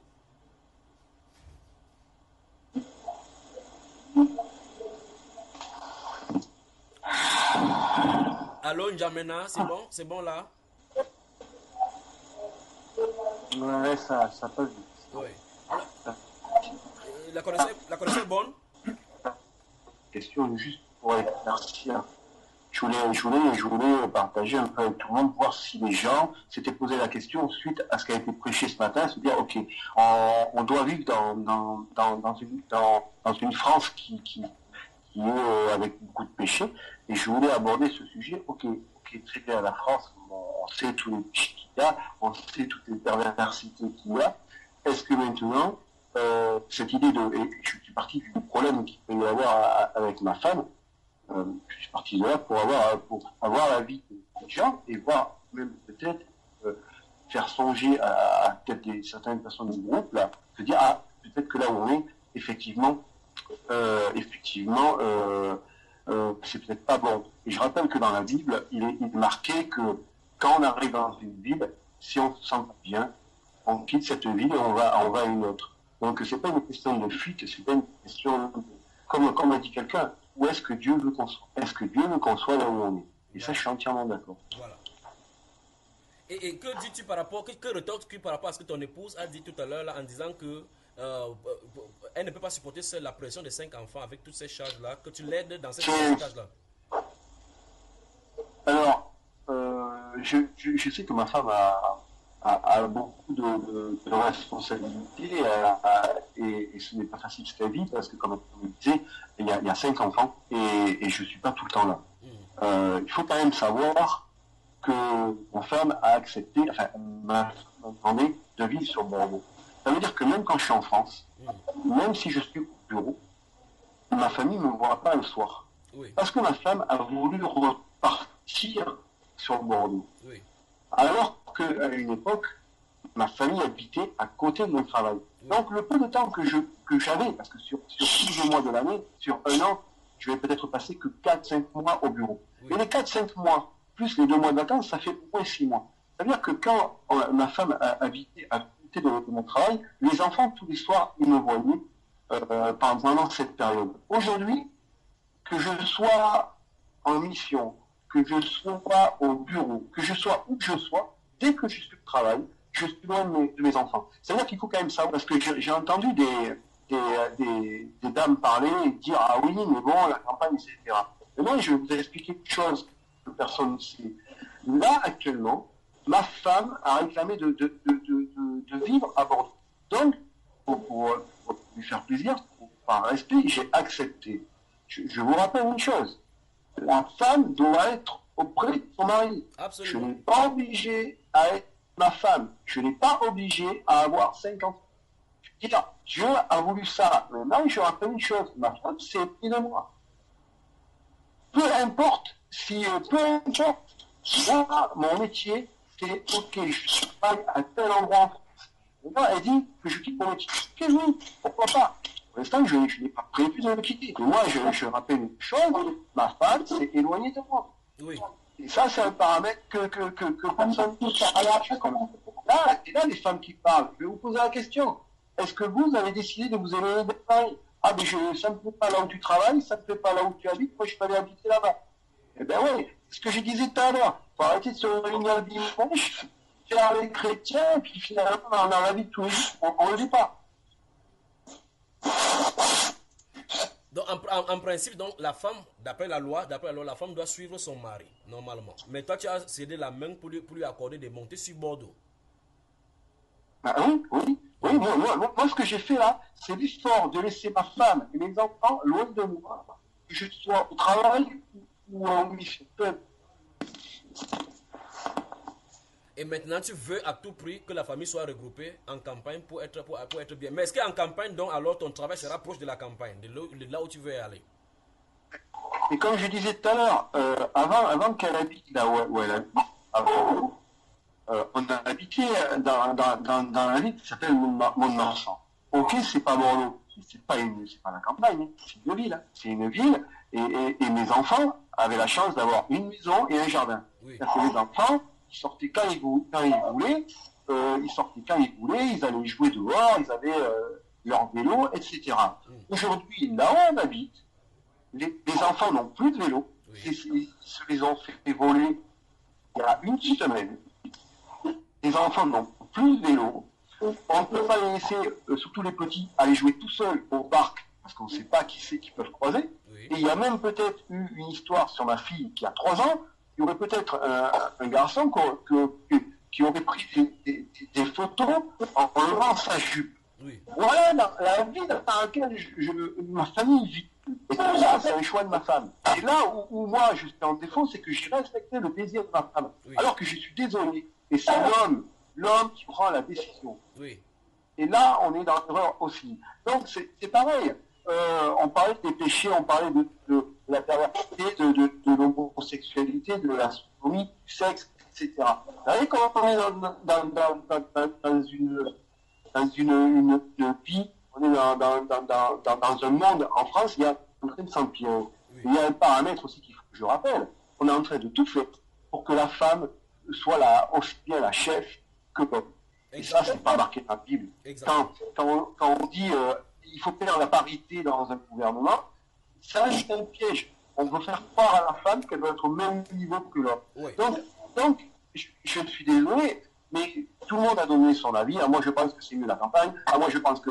Mais on devrait conclure par une chose. Toi, oui, chef de famille, quelle est ta décision? Bonne question. Bonne question. Comme les autres maris. Je suis 100% d'accord avec toi, Willy. Avant de te passer la parole pour ta décision, j'aimerais signaler ce que tu as signalé tout à l'heure là, en disant, puisqu'il y a la parité du genre, le féminisme qui a pignon sur eux et que maintenant est entré au Parlement européen au point où il y a l'égalité entre l'homme et la femme.